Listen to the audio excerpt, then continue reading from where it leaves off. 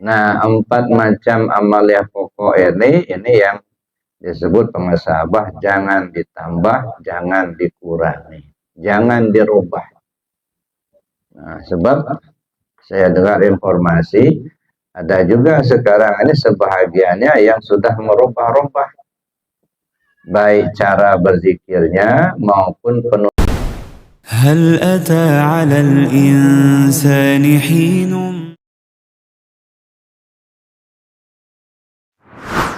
Kita dapat sama-sama hadir di rumah beliau dalam rangka kita melaksanakan manaqib Sultan Aulia Syekh Abdul Qadir Jalani qaddasallahu sirrahu.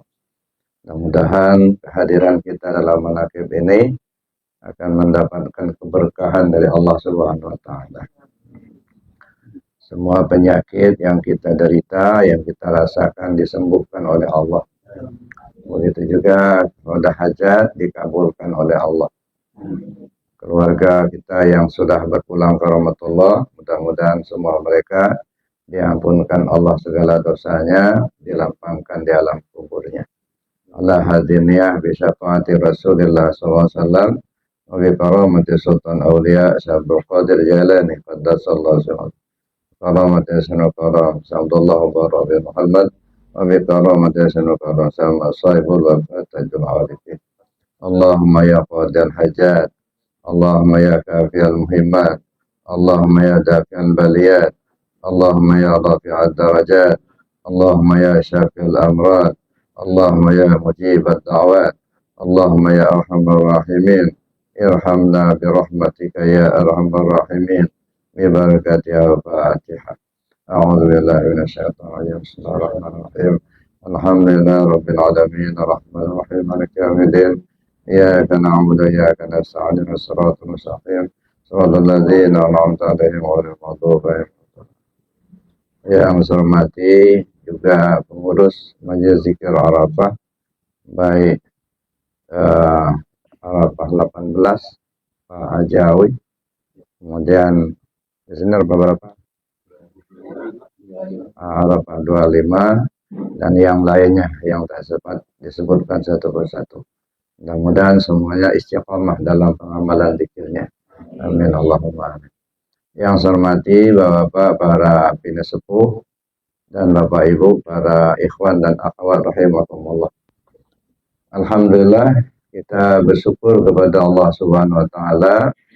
Allah beri kesempatan pada kita untuk dapat melaksanakan salah satu amaliyah dari amaliyah Thariqat Qadiriyah Naqsyabandiyah yang kita terima dari guru mursyid kita pengusaha Pak Anom.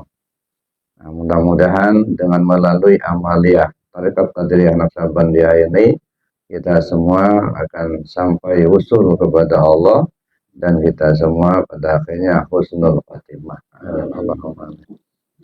Bapak Ibu yang saya hormati, bersyukur kita kepada Allah karena dipertemukan oleh Allah kita dengan amaliyah tarekat ini. Ya. Amaliyah tarekat yang kita amalkan ini merupakan amaliyah yang diajarkan oleh junjungan kita Nabi besar Muhammad SAW. Yang pertama, amaliyah zikir jahar dengan kalimat la ilaha illallah. Itu diajarkan oleh Rasul SAW kepada Sayyidina Ali karamallahu wajhah. Oleh Sayyidina Ali diamalkan, kemudian diikuti pula oleh sahabat-sahabat yang lain. Begitu juga amaliyah zikir dengan zikir khafi, zikir dalam hati, itu diajarkan Rasul SAW kepada Sayyidina Abu Bakar As-Siddiq radhiyallahu anhu. Nah, jadi artinya amaliyah yang kita amalkan ini murni dari ajaran junjungan kita Nabi Muhammad SAW. Oleh karena itu kita bersyukur kepada Allah, ya, karena kita diberi Allah petunjuk, ya, sehingga kita dapat bertemu dengan amaliyah ini dan Allah berikan kemampuan pada kita untuk mengamalkannya. Bapak Ibu yang saya hormati, kalau bukan petunjuk Allah, kayaknya sulit akan bertemu dengan amaliyah ini. 14 abad yang lalu, Pak, ya, diajarkan Rasul kepada sahabatnya. Ya, kita yang hidup di akhir zaman ini, alhamdulillah bisa bertemu dengan amaliyah tersebut melalui guru-guru kita. Nah, ini yang terpenting adalah amaliyah yang kita amalkan itu ada ketersambungan dengan guru-guru kita. Sebab suatu amaliyah yang tidak tersambung, ya khawatirnya ya ini nah, ini lampu listrik nih. Ini orang ini kenapa kok bisa nyala ya nih? Karena tersambung ya. Dari pusatnya kemudian ada kabel-kabel tersambung satu sama lain. Ya, dari tiang sana ke rumah, lalu kemudian ada sambungan-sambungan sampai akhirnya sampai ke neon. Nah, alhamdulillah neonnya nyala. Kenapa? Karena tersambung. Coba kalau nggak tersambung dari tiang saja, nggak usah dari pusatnya, dari tiang saja. Ya, sudah kita cantolkan, tapi nggak nyambung ke neon itu, ya nggak nyala. Nah, itulah gambarannya. Nah, jadi makanya amaliyah tarekat itu mesti ada ketersambungan silsilah. Ya, jadi kalau kita belajar tarekat, yang pertama kita lihat dulu amaliyahnya bersesuaian apa tidak dengan Al-Quran dan Sunnah, itu yang pertama. Nah, kalau sudah tidak bersesuai Al-Quran Sunnah, ya udah tinggalkan aja. Apapun ceritanya, kalau amaliyahnya sudah tidak bersesuaian dengan Al-Quran Sunnah, udah tinggalin. Nah, contohnya, ya dulu kan pernah ada di koran dulu, ya ada sekelompok orang katanya belajar tarekat, ya dengan apa namanya mengamalkan zikir la ilaha illallah. Tapi pengamalannya tidak sesuai dengan syariat. Yang ngamalkannya di atas jam 12 malam, kemudian mengelilingi sumur tua di dalam rumah itu, semua yang mengamalkannya mengelilingi sumur tua itu harus telanjang bulat. Nah, ini udah jelas ini bertentangan dengan syariat. Yang sudah begini ya tinggalin gitu. Nah, itu pedomannya yang pertama apa? Jadi amaliyah tarekat itu yang mesti bersesuaian dengan Al-Quran dan Sunnah. Gitu. Itu yang pokok gitu ya. Kemudian yang kedua, silsilahnya tersambung. Ya, jadi kita belajar dari seorang guru, guru itu mengambilnya dari seorang guru, begitu terus sampai ke junjungan kita Nabi besar Muhammad SAW. Jadi silsilahnya tersambung. Ya, jangan sampai nanti sanadnya terputus. Itu jadi kalau kita belajar tarekat, yang kedua perlu kita perhatikan silsilahnya tersambung apa tidak. Gitu. Sebab kadang-kadang itu ada amaliyah tarekat tapi tak tersambung. Nah, kenapa tidak tersambung? Yang pertama tidak tersambungnya itu karena memang yang bersangkutan itu tidak mengambilnya dari seorang guru mursyid. Nah, itu yang pertama ya. Jadi dia hanya membaca buku, lalu kemudian dia tahu, lalu diajarkan. Nah, jadi tidak tersambung kepada seorang guru mursyid atau terputus, itu satu. Nah, yang kedua, boleh jadi orang itu sebenarnya belajar kepada seorang guru mursyid, tetapi oleh guru mursyid itu belum diberi amanah untuk memberikan pengajaran. Dia hanya bisa untuk mengamalkan untuk dirinya sendiri. Nah, jadi artinya tidak mendapatkan izin dari guru sebelumnya untuk mengajarkan amaliyah itu. Maka pada akhirnya terhenti atau terputus juga. Nah, itu yang harus kita juga perhatikan dalam kita belajar tarekat. Ya, sebab tarekat ini banyak betul Bapak Ibu. Nah, makanya di dalam kajian tarekat kita mengenal ada namanya tarekat yang mu'tabarah, ada tarekat yang ghairu mu'tabarah. Nah, kalau tarekat yang muntabarah itu amaliyahnya bersesuaian Al-Quran dan Sunnah. Kemudian dia punya guru mursyid yang tersambung sampai ke Rasulullah. Itu ya apa namanya? Tarekat yang muntabarah. Ada tarekat yang ghairu muntabarah. Ya, silsilahnya tidak tersambung kepada Rasulullah. Kemudian boleh jadi amaliyahnya bertentangan dengan syariat atau bertentangan Al-Quran dan Sunnah. Nah, itu jadi itu Bapak Ibu perlu kita perhatikan. Alhamdulillah amaliyah tarekat yang kita amalkan, yang kita terima dari guru mursyid kita Pengesah Bangong, insya Allah itu adalah amalia tarekat yang mu'tabarah. Jadi yang bersesuaian Al-Quran dan Sunnah, dan silsilahnya tersambung sampai kepada junjungan kita Nabi besar Muhammad SAW.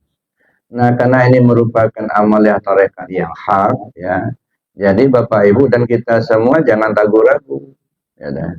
Sebab tidak semua orang Pak diberi petunjuk. Ya. Jangan dikira kalau amalia tarekat ini merupakan amalia sampingan, bukan. Nah, ini merupakan jalan untuk kita usul kepada Allah.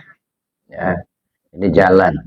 Karena dia merupakan jalan supaya kita usul kepada Allah, maka kita tempuhlah jalan itu. Ya. Amalia tarekat yang diajarkan atau yang kita terima dari guru kita, ada 4 macam amalia pokok. Ya. Yang pertama zikir jahar, yang kedua zikir khafi, yang ketiga khataman, dan yang keempat manakib.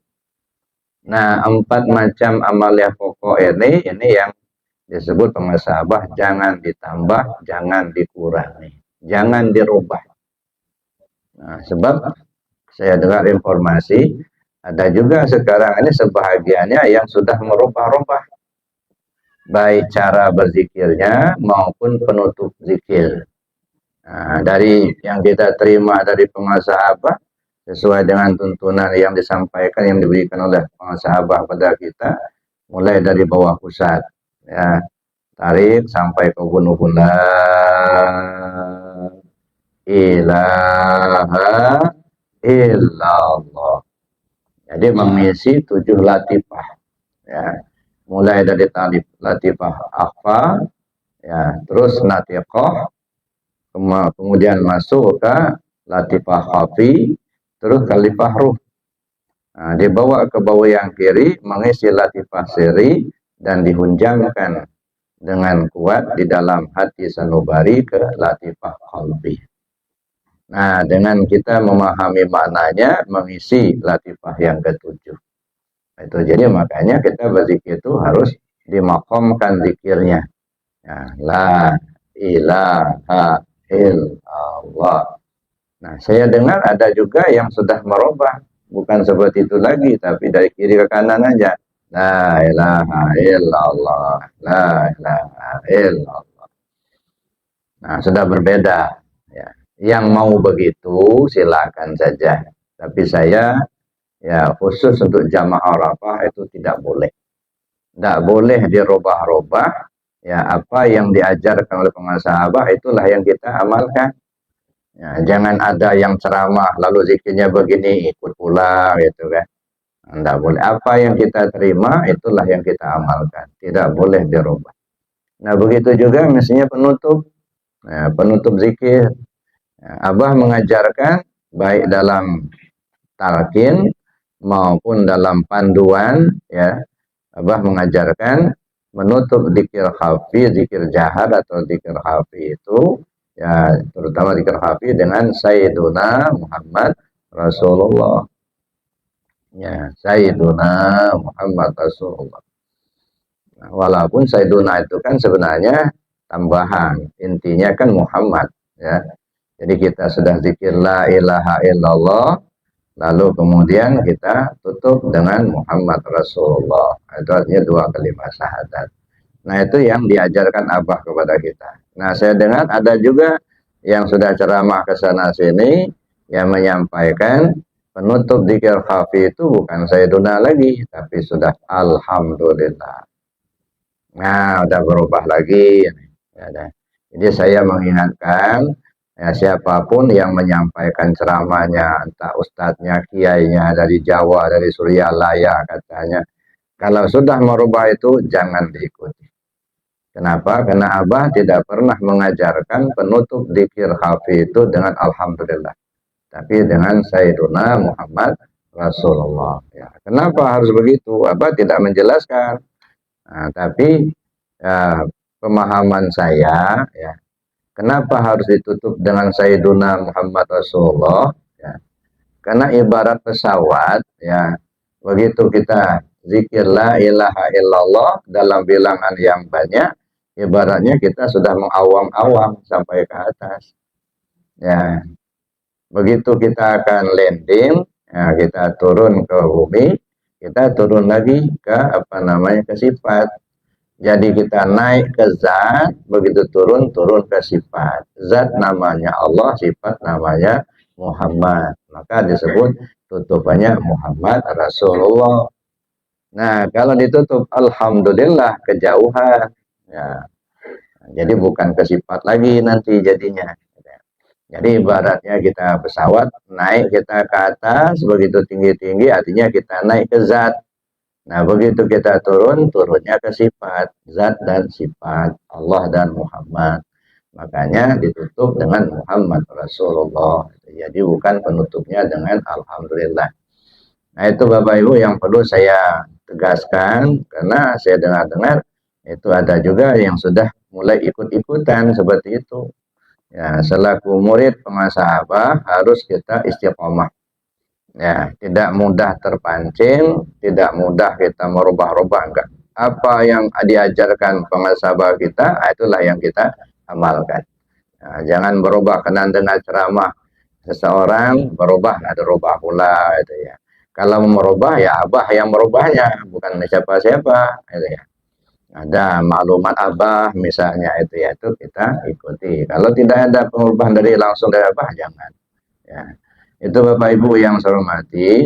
Maka sekali lagi kita bersyukur kepada Allah Subhanahu Wa Taala, kita diberi petunjuk oleh Allah untuk bertemu dengan amal yang dikirim.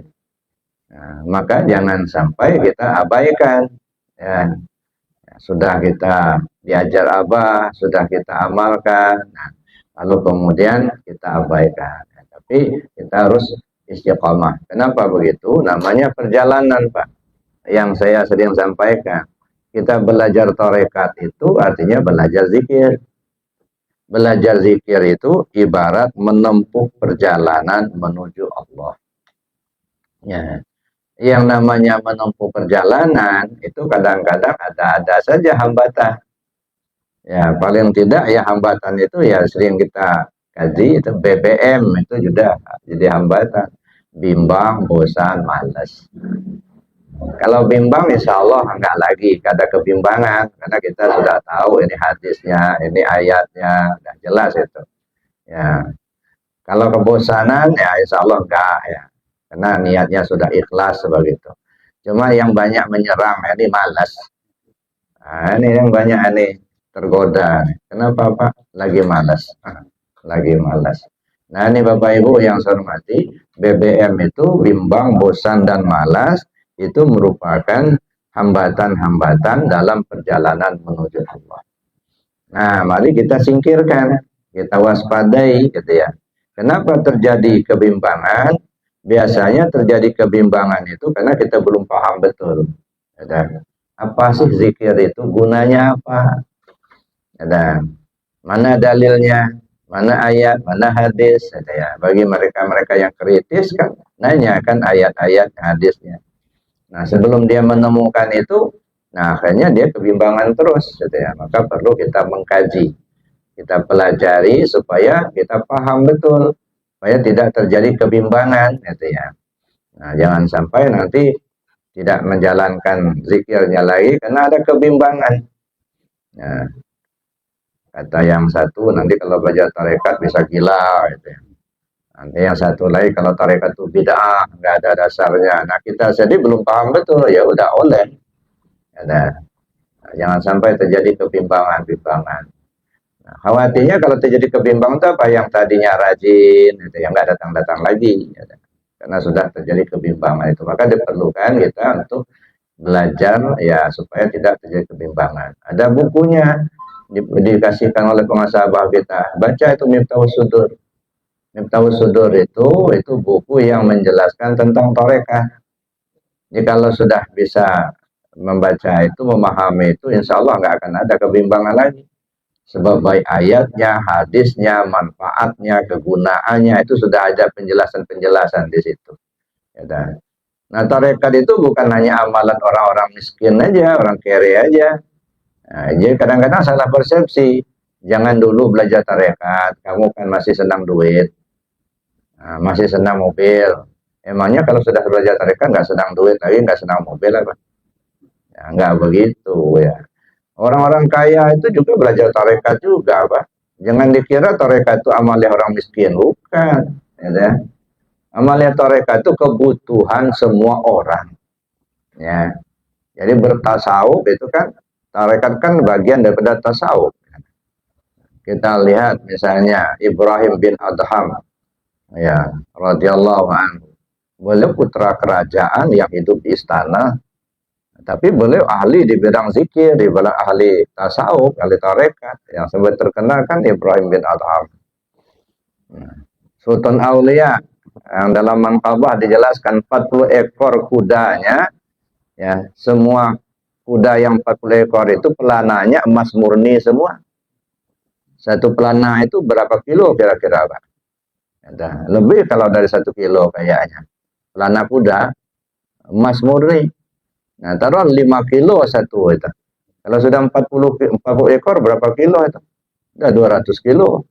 200 kilo itu berapa on itu? Nah, sekarang nih, ya berapa gram itu? 1 gram aja berapa sekarang mas? Berapa Bu 1 gram mas? 2 juta kan? Nah, berarti Sultan Aulia itu orang kaya itu artinya. Bukan orang miskin, bukan orang kaya. Ya, dan kita tidak dilarang ya untuk menjadi orang kaya harta, enggak.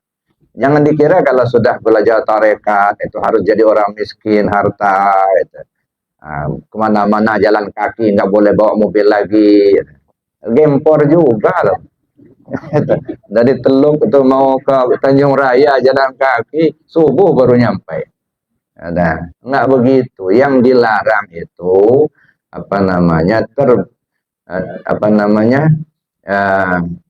terperdaya dengan harta. Kan ada ayatnya, la tulhikum amwalukum wala auladukum an dzikrillah. Ya ayyuhalladzina amanu la tulhikum amwalukum wala auladukum an dzikrillah. Wahai orang yang beriman, janganlah sampai anak-anakmu dan harta-hartamu itu membuat kamu lalai ingatnya ke Allah. Nah, orang lalai ingatnya ke Allah itu orang yang punya apa orang nggak punya? Ya Bu, yang nggak punya apa yang punya? Ya dua-duanya. Ada orang lalai zikirnya karena banyak duitnya, nggak sempat zikirnya, ngitung duit terus. Ada, nggak sempat zikir, itu namanya terlalaikan karena ada harta. Ada orang terlalaikan karena nggak punya. Kenapa maling? Karena nggak ada duit. Ada. Kenapa nggak datang menakib? Nggak ada ongkos. Nah, terlalaikan ingatnya ke Allah. Kenapa? Karena tidak punya. Jadi dua-duanya. Jadi yang dilarang itu terlalaikan ingatnya ke Allah ya, oleh harta kita. Nah, jangan sampai. Boleh kita punya harta yang baik, silakan carilah sebanyak-banyaknya. Nggak apa-apa. Ya. Kalau sudah banyak bagi-bagi. Ya, supaya jadi amal kita gitu ya. Nah, jadi bukan dilarang orang belajar tarekat itu, ya bukan dilarang punya harta, pun dilarang nggak punya jabatan lain, enggak. Ya, banyak kok yang jabatan tinggi dia ahli tarekat gitu ya. Ya, almarhum Bapak Presiden Soeharto dulu, ya kan, beliau jadi presiden kan sering kali ke Abah Hanom di Suryalaya. Jadi muridnya Abah beliau itu dulu, pengamal zikir itu. Bahkan dulu pernah lakukan manakib malah di istana. Ada.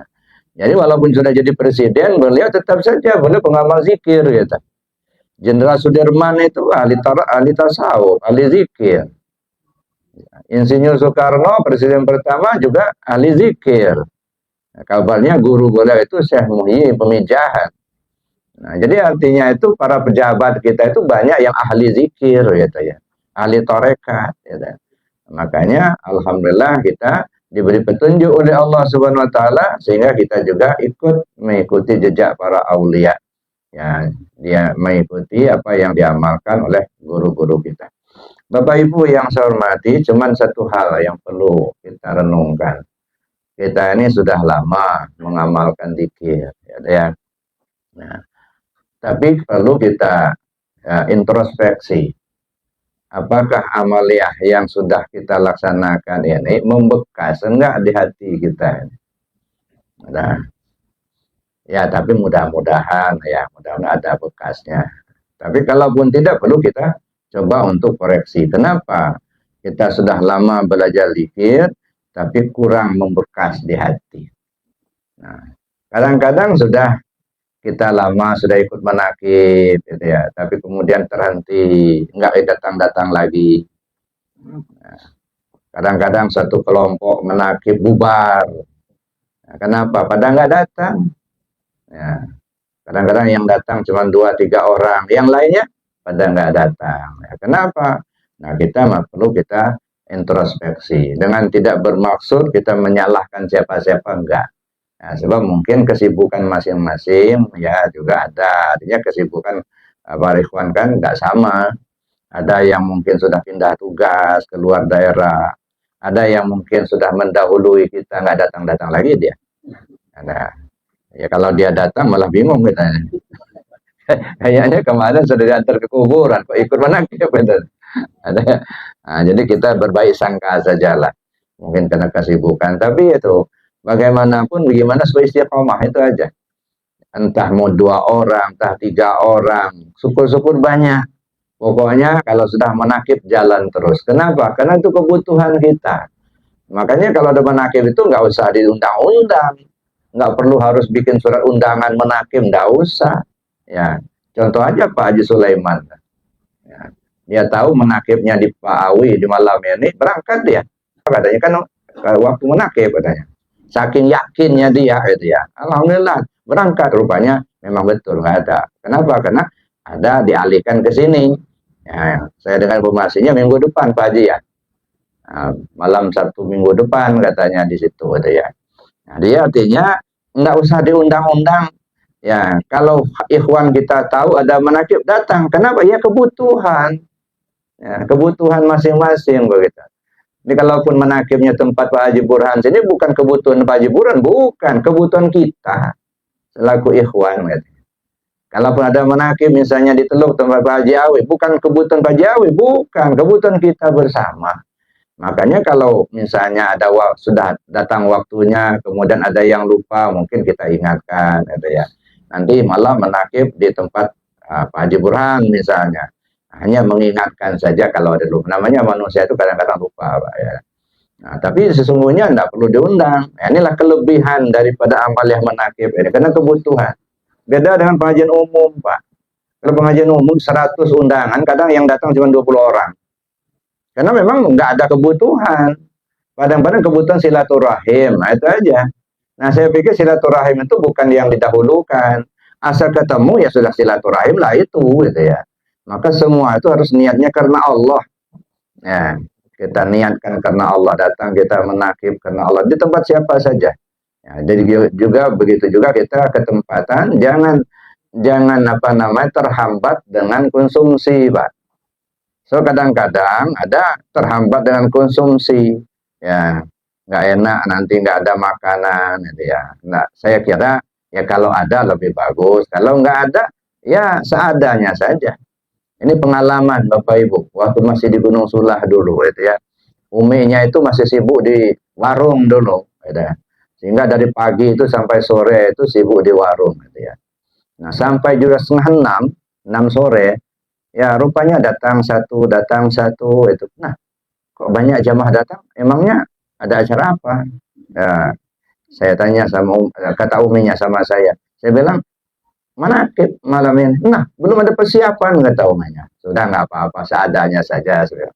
Ya memang di warung itu ada berapa dus super mie, ya sudah masak super mie aja.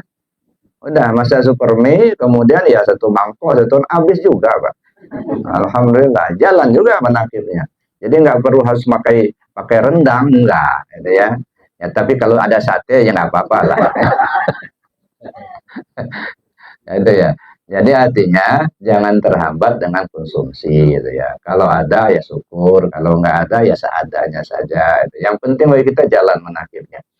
Bapak Ibu yang saya hormati, ini yang perlu saya sampaikan. Mungkin di grup itu sudah sudah ada sebenarnya, ya ada. Tinggal dibaca saja adab dalam berzikir. Adab berzikir ini banyak ini, ada 16. 5 sebelum berzikir, 8 waktu berzikir, 3 sesudah berzikir.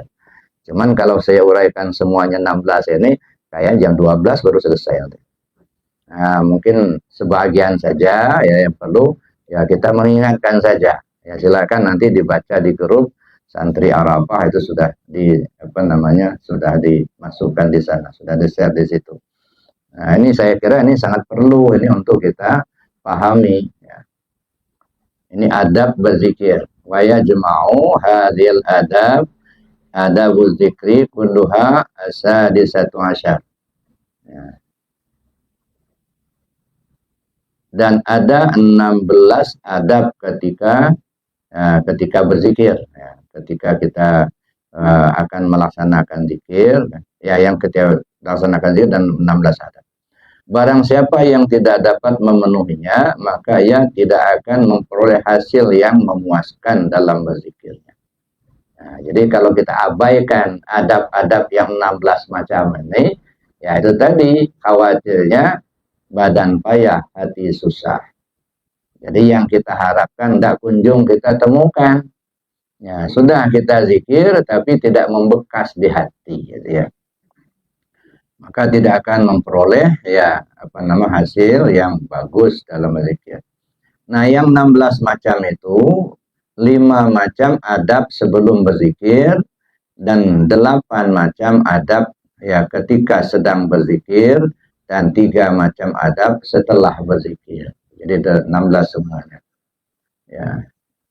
Fa'ammal khamsatu sabiqah. Ya, ada 5 macam adab sebelum kita melaksanakan zikir.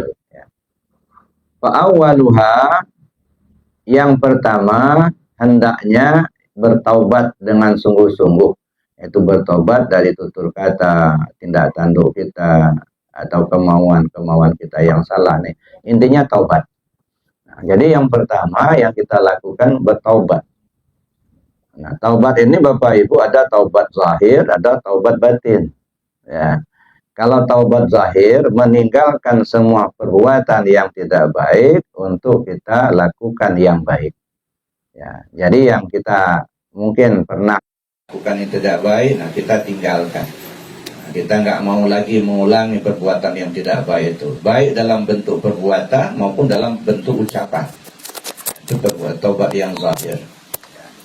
Ada lagi taubat yang ini agak lebih mendasar ya. Di dalam Al-Quran juga disebutkan ketika Allah Subhanahu Wa Taala menjelaskan tentang kisah Nabi Musa alaihissalam. A'udzubillahi minasyaitonirrajim. Bismillahirrahmanirrahim.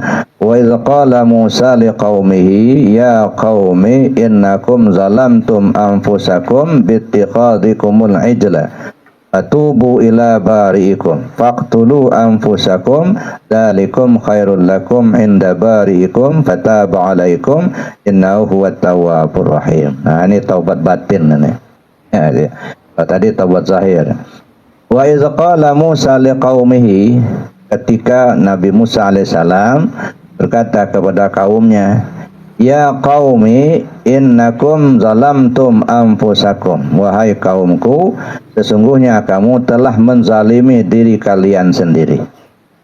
Bittikhadikumul ijlah, dengan mengambil anak sapi sebagai sesembahan. Nah, karena dulu kan begitu ditinggal oleh Nabi Musa alaihissalam kaumnya selama 40 hari, ada salah seorang jamaahnya yang bikin patung namanya Samiri, bikin patung dari emas, gitu ya. Nah, kemudian itu jadi sesembahan mereka, gitu ya. Nah, kan ini yang disebut dengan Nabi Musa itu innakum zalamtum anfusakum bittikhadikumul ijla. Wahai kaumku, sesungguhnya kalian telah menzalimi diri kalian sendiri dengan mengambil anak sapi itu sebagai sesembahan.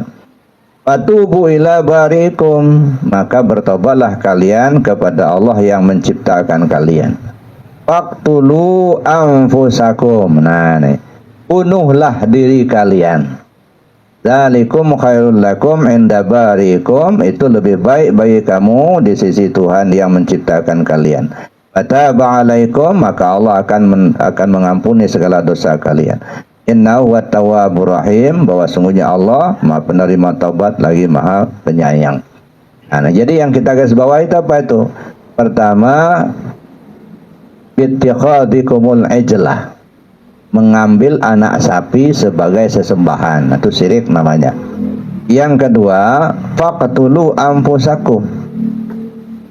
Kita lihat ini dua. Kalau ceritanya ini kan pengikut Nabi Musa, ada salah seorang namanya Samiri, ya, beliau membuat patung dari emas, lalu kemudian diajaknya kawan-kawannya untuk menyembah itu, hingga banyak yang ikut.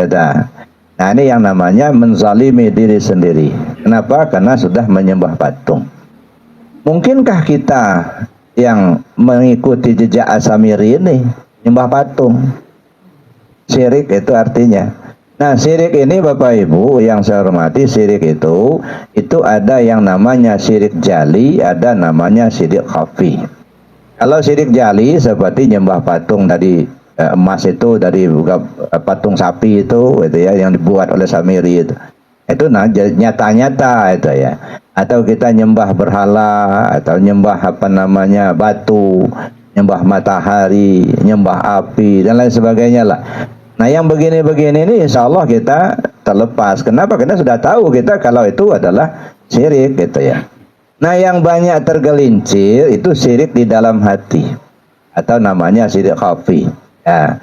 Apa syirik khafi itu? Merasa ada saja kita itu sudah syirik. Namanya syirik itu kan mendua, ya. Kita yakin Allah itu kuasa, kita juga merasa kita punya kuasa juga. Berarti dua yang kuasa. Nah, begitu juga kita yakin Allah itu melihat. Nah, kita juga merasa kita ini punya penglihatan juga. Nah, dua yang benar ini namanya syirik khafi. Makanya Rasulullah memberikan peringatan tentang zikir khafi ini atau syirik khafi ini. Syirik khafi itu kata Rasul tidak ubahnya seperti semut hitam berjalan di atas batu hitam di malam gelap gulita. Tidak terlihat sama sekali tapi ada. Kita sudah merasa bersih, Pak. Udah rajin ibadahnya, rajin sholatnya, gitu ya. Udah merasa kita ini sudah beribadah yang benar, tapi ternyata di dalamnya masih syirik. Nah, ketika di dalamnya masih syirik ini sama aja kita menzalimi diri kita sendiri. Nah, makanya kata Allah ya mensitir dari Nabi Musa ini, kata Nabi Musa ini, ya qaumi innakum zalamtum anfusakum bittikhadikumul ijla. Wahai kaumku, ya kamu telah menganiaya diri kamu sendiri dengan mengambil anak sapi itu sebagai sesembahan. Nah, jangan sampai kita seperti itu, menyembah tubuh kita yang kasar ini. Kata kita nyembah Allah, yang kita sembah nafsu kita, gitu. Ya, kata kita nyembah Allah, yang kita sembah atasan kita, makhluk, gitu. Yang kita sembah harta kita, yang kita sembah jabatan kita, belum menyembah Allah. Nah, oleh karena itu kita perlu bersihkan. Nah, bagaimana cara membersihkannya? Kata Allah, faqtulu anfusakum. Bunuh dirimu itu. Ya. Nah, membunuh diri ini kan kalau istilah Rasulullah itu namanya mutu qabla anta mutu. Matikan sebelum mati. Nah, kalau istilah dalam Al-Qur'an faqtulu anfusakum. Bunuh dirimu. Nah, diri yang mana yang dibunuh? Ya, bukan diri kasar ini lalu dibunuh nanti digantung leher pula nanti. Bukan begitu. Keakuan diri yang melekat pada diri yang kasar ini. Jadi mati itu ada yang disebut dengan mati suri dan ada yang disebut dengan mati maknawi. Nah, kalau mati suri itu bentuknya betul sudah mati, sudah nggak ada ruhnya lagi. Nah, itu waktu ajal sudah datang. Nah, tapi mati maknawi ini artinya mematikan keakuan diri kita itu. Nah, itu yang namanya kita bertaubat. Nah, makanya saya bilang tadi, kalau taubat zahir, kita kembali berbuat yang baik, meninggalkan yang tidak baik. Nah, perbuatan yang kita tinggalkan itu, perbuatan yang tidak baik kita tinggalkan, lalu kita laksanakan perbuatan yang baik. Ya, tapi kan kita masih merasa punya kemampuan kita untuk berbuat. Ada. Artinya yang kita tinggalkan perbuatan, baik ucapan ataupun perbuatan. Tapi kan alatnya kan masih kita punya. Kita masih merasa punya alat, punya tangan untuk berbuat, punya kaki untuk melangkah, punya mulut untuk ngomong, kan begitu. Boleh jadi saya taubat betul, saya nggak mau lagi berdusta, berbohong. Kata kita pada satu saat, besoknya bohong lagi, kata. Kadang-kadang bohongnya itu bertindih-tindih, Pak. Yang menutupi kebohongan yang lama dengan cara berbohong yang baru, kata. Nah, jadi kali lubang tutup lubang. Jadi menutupi kebohongan yang lama dengan berbohong yang baru. Jadi kebohongan yang sudah berlapis-lapis. Nah, jangan sampai terjadi seperti itu. Nah, jadi artinya kalau perbuatan yang kita taubatkan sangat boleh jadi akan terulang kembali. Kenapa? Karena kita masih merasa punya alatnya. Nah, kalau taubat batin itu alatnya itu yang dikembalikan.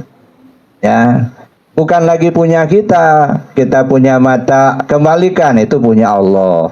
Kita punya mulut, kembalikan, itu punya Allah. Punya kaki, kembalikan sama yang punya, itu punya Allah. Tangan punya Allah. Hingga kata Allah, apabila hambaku telah gemar melakukan yang nawafil, maka mata yang ia gunakan untuk melihat itu mata aku.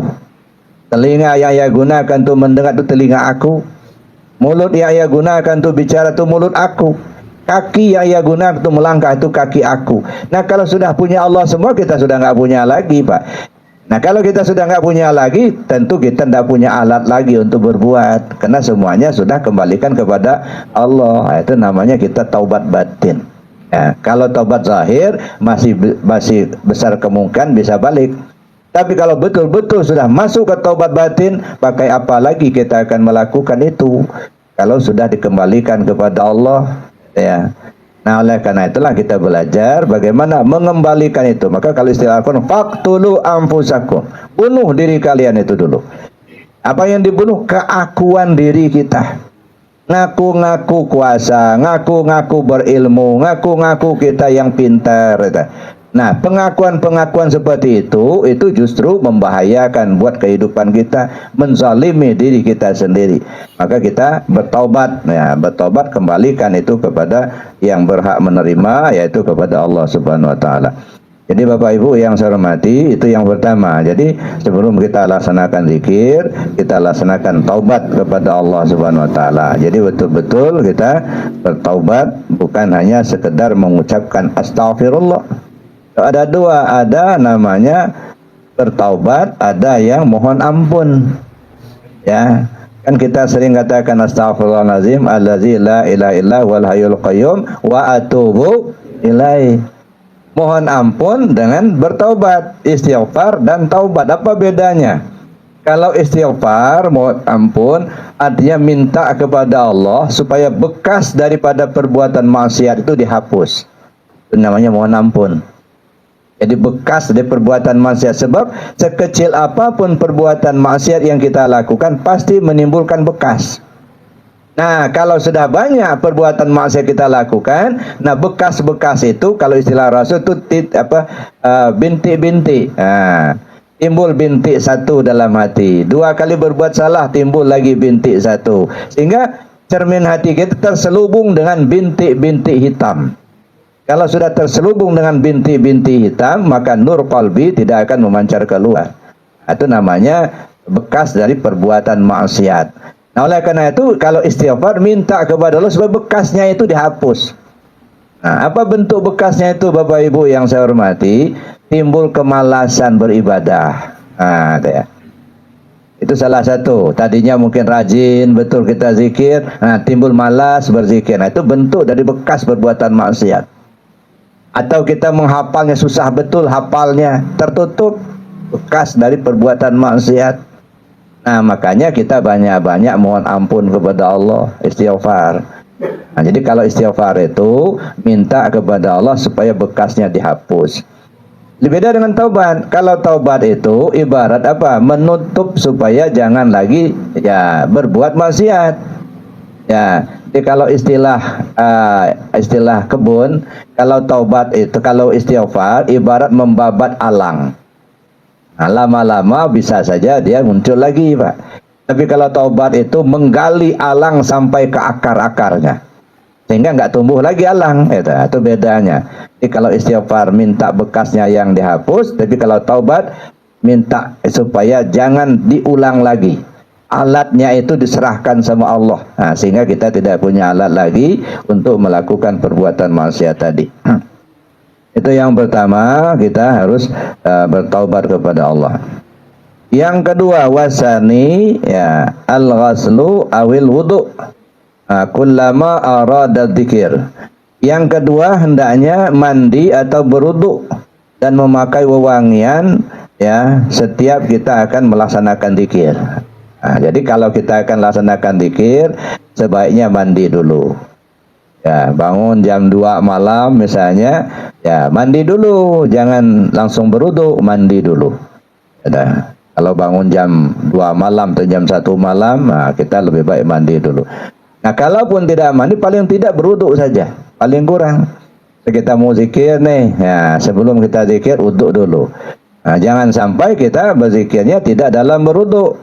Nah, dengan menyebut kalimah la ilaha illallah asalan aja sambil gendong anak la ilaha illallah, itu bukan itu maksudnya zikirnya. Jadi adab kita berzikir itu Bapak Ibu yang saya hormati, ya sesudah pertama taubat, yang kedua kita bersihkan badan kita, mandi, kemudian berwudu, kemudian berwangi-wangian, itu ya. Artinya kita pakai harum-haruman. Itu yang kedua. Yang ketiga, as-sukun wa sukut. Ya.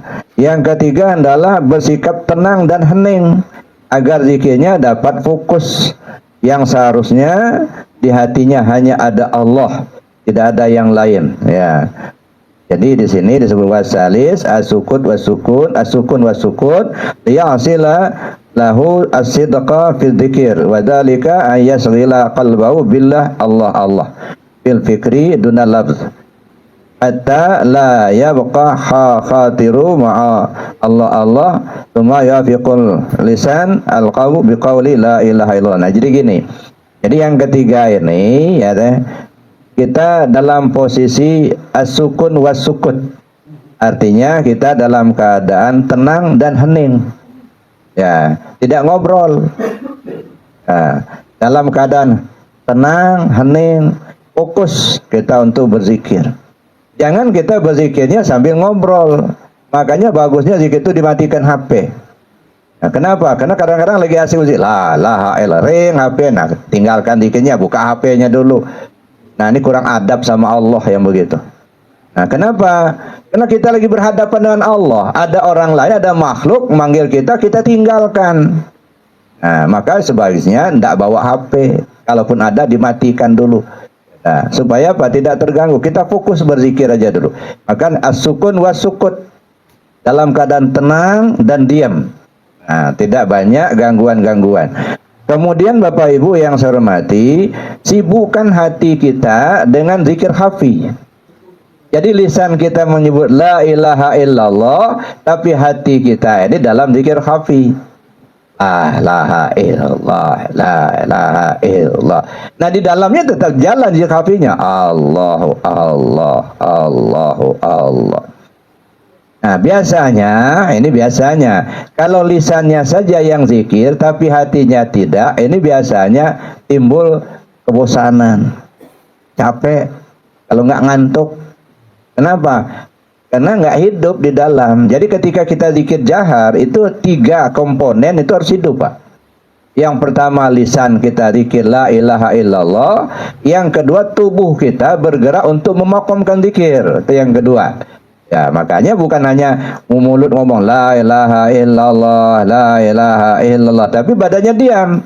Nah, ini komponen yang kedua nggak jalan.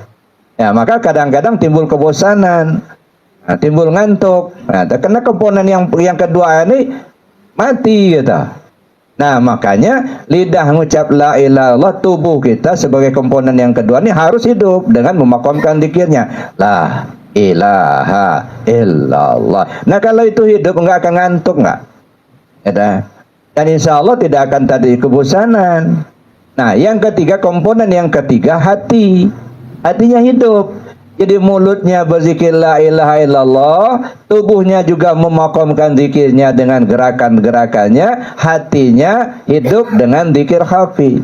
Nah, kalau jalan tiga ini, komponen yang tiga macam ini jalan, kadang-kadang susah mau berhenti, Pak. Ya. Susah mencari celah untuk berhenti. La ilaha illallah, la ilaha illallah. Baik kita sendirian maupun berjamaah. Nah, tapi kalau ada di antara komponen yang tiga ini ada yang mati, nggak hidup, ya sudah. Ya sama aja dengan mesin, Pak. Ya dah. Kalau mesinnya bagus, tapi kalau bensinnya nggak ada, udah nggak hidup juga. Ada mesin, ada bensin, businya yang mati, udah nggak hidup juga. Nah, jadi itu komponennya itu, pertama lisan dengan zikir la ilaha illallahnya, kemudian tubuh kita dengan gerakannya, hati kita dengan khafinya. Nah, kita biasakan itu. Nah, kalau itu sudah terbiasa dalam zikir, insya Allah ketagihan, Pak, zikirnya. Nggak bosan, nggak ada, insya Allah nggak akan timbul kemalasan. Malah rindu dengan zikir seperti itu. Gitu ya. Nah, kenapa? Apalagi kalau sudah sultanan zikirnya sudah mulai masuk ke dalam diri kita. Nah, ada namanya sultanul zikir, gitu ya, gerakan-gerakan tubuh yang tidak tersengaja, katanya gerakan itu mengalir ke sekujur tubuh kita. Nah, Allah mazhir, Allah zahiri, sultan la ilaha illallah. Kan ada doanya itu. Allahumma zhir ala zahiri sultan la ilaha illallah. Ya Allah, nyatakan pada tubuhku tentang sultan zikir la ilaha illallah. Nah, bagaimana kita supaya bisa menemukan itu? Nah, tiga komponen itu harus hidup.